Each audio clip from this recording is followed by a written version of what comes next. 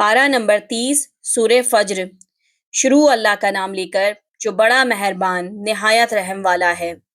فجر کی قسم اور 10 راتوں کی اور جفت اور طاق کی اور رات کی جب رخصت ہونے لگے، اور بے شک یہ چیزیں عقل مندوں کے نزدیک قسم کھانے کے لائق ہے، اس بات پر کہ کافروں کو ضرور عذاب ہوگا۔ کیا تم نے نہیں دیکھا کہ تمہارے پروردگار نے قوم عاد کے ساتھ کیا کیا، جو ارم کہلاتے تھے، دراز قد مانند ستونوں کے، کہ تمام ملک میں ایسے پیدا نہیں ہوئے تھے؟ اور سمود کے ساتھ کیا کیا، جو وادی قرا میں چٹانیں تراشتے تھے؟ اور فرعون کے ساتھ کیا کیا، جو خیمے اور میخیں رکھتا تھا؟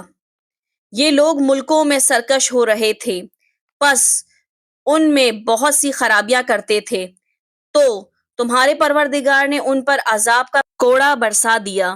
بے شک تمہارا پروردگار طاق میں ہے، مگر انسان عجیب مخلوق ہے کہ جب اس کا پروردگار اس کو آزماتا ہے کہ اسے عزت دیتا اور نعمت بخشتا ہے تو کہتا ہے کہ میرے پروردگار نے مجھے عزت بخشی، اور جب دوسری طرح آزماتا ہے کہ اس پر روزی تنگ کر دیتا ہے تو کہتا ہے کہ میرے پروردگار نے مجھے ذلیل کیا۔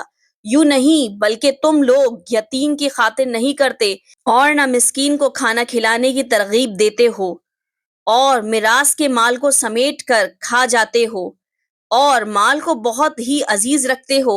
یوں نہیں جب زمین کوٹ کوٹ کر برابر کر دی جائے گی اور تمہارا پروردگار جلوہ فرما ہوگا، اور فرشتے قطار در قطار آ جائیں گے، اور دوزخ اس دن سامنے لائی جائے گی، تو انسان اس دن سوچے گا، مگر اب سوچنے سے اسے فائدہ کہاں مل سکے گا۔